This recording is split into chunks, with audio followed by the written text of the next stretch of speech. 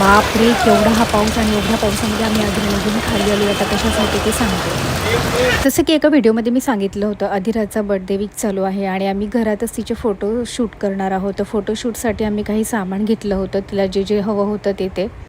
आता मी दोघांनी ठरवलं आहे की अधिराचा अजिबातही बर्थडे करायचा नाही आहे मोठा, पण छोटं का होईना फोटोशूट तिचं करायचं आहे आणि त्यासाठीच ही खरेदी चालू होती. त्याच्यासाठी आम्ही एक छोटी पेस्ट्री, क्राउन्स, बलून्स, कॅन्डल्स सगळं काही घेतलेलं होतं आणि तिचं फोटोशूट आम्ही करणार होतो. या चॉकलेट्सवरती जी प्रिंट होते ना, ते एकदम अमेझिंग होती. आता सगळं काही घेतल्यानंतर आम्ही बाहेर पडलो आणि बाहेर पडल्यानंतर म्हटलं पाणीपुरी आणि वडापाव तर मस्त बनतोच. पाऊस तर हा कंटिन्यू चालू होता, अजिबातही थांबायचं नाव घेत नव्हता. पण आम्ही थांबून काही उपयोग नव्हता म्हणून आम्ही पावसातच निघालो. आम्हाला जे जे काही हवं होतं ते आम्ही सगळं काही घेतलं होतं आणि मस्त पाणीपुरी आणि वडापाव घेतल्यानंतर मिसळ पावचा बेत होता तर पाव पण घेतलेले होते.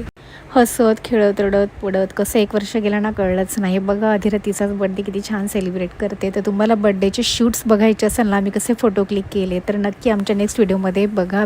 भेटूया नेक्स्ट व्लॉगमध्ये. तोपर्यंत बाय.